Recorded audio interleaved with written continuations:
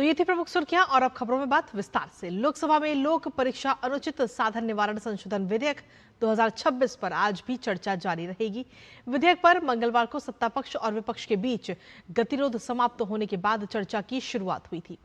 परीक्षाओं के प्रश्न पत्र लीक के खिलाफ कड़े प्रावधान वाले इस विधेयक को लोकसभा में चर्चा और पारित कराने के लिए सदन में पेश करते हुए केंद्रीय मंत्री जितेंद्र सिंह ने कहा कि ये विधेयक सरकार की छात्रों के कल्याण के प्रति गहरी प्रतिबद्धता वाला है। विधेयक पर चर्चा के दौरान सत्ता पक्ष और विपक्ष की ओर से अब तक कई सांसदों ने अपने विचार रखे। एंटी पेपर लीक बिल पर चर्चा के साथ ही लोकसभा की कार्यसूची में उच्चतम न्यायालय न्यायाधीश संख्या संशोधन विधेयक 2026 भी चर्चा के लिए सूचीबद्ध है। साथ ही आज गृह मंत्री अमित शाह जन्म और मृत्यु रजिस्ट्रीकरण संशोधन विधेयक पेश करेंगे। इस विधेयक के माध्यम से जन्म और मृत्यु रजिस्ट्रीकरण अधिनियम 1969 में संशोधन किए जाने का प्रस्ताव है।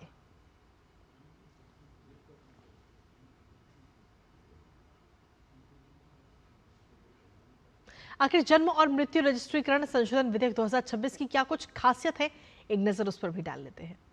जहां आपको बता दें कि लोकसभा में संशोधन विधेयक पेश करने की पूरी तैयारी है। लोकसभा में जन्म मृत्यु रजिस्ट्रेशन में देरी होगी तो अब वो भारी पड़ती हुई नजर आएगी। गृह मंत्री अमित शाह आज सदन में इस बिल को पेश करते हुए नजर आएंगे।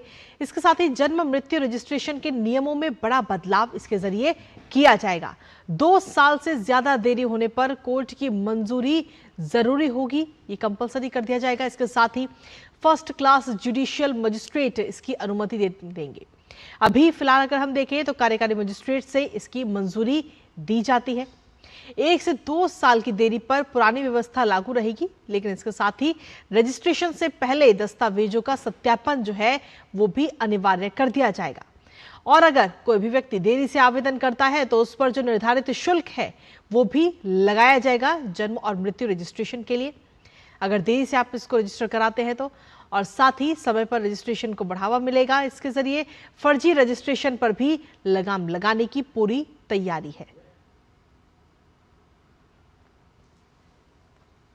वहीं इस विधेयक के जरिए यह सुनिश्चित होगा कि हर आवेदन का कड़ा सत्यापन अनिवार्य होगा। बिना जांच देरी से रजिस्ट्रेशन नहीं हो सकेगा। और इसके साथ ही फर्जी रजिस्ट्रेशन और झूठे दावों पर भी तत्काल रोक लगेगी। 2 साल बाद के मामलों पर न्यायिक निगरानी जो है वो और ज्यादा बढ़ जाएगी, कोर्ट की मंजूरी के बाद ही, क्योंकि रजिस्ट्रेशन होगा। और सिविल रिकॉर्ड्स की विश्वसनीयता भी मजबूत होगी। खासतौर पर अगर हम देखें तो जो असल मामले हैं उनके लिए जो कानूनी रास्ता है वो हमेशा खुला रहेगा। हालांकि उसके लिए थोड़ा शुल्क जरूर लगेगा। समय पर रजिस्ट्रेशन को इसके जरिए बढ़ावा मिलेगा और सरकार का कहना है कि नया सिस्टम और ज्यादा पारदर्शी होगा।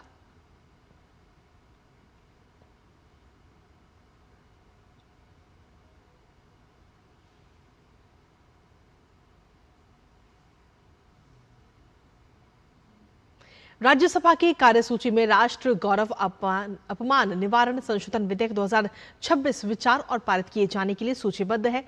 इस विधेयक को उच्च सदन में शुक्रवार को पेश किया गया था, जिसके प्रावधानों के तहत राष्ट्रीय गीत वंदे मातरम के गायन के दौरान किसी भी तरह का व्यवधान डालना या उसका अपमान आपराधिक कृत्य माना जाएगा। इसके लिए 3 वर्ष तक की सजा हो सकती है। राज्यसभा में विपक्ष के गतिरोध के चलते अब तक विधेयक पर चर्चा की शुरुआत नहीं हो सकी।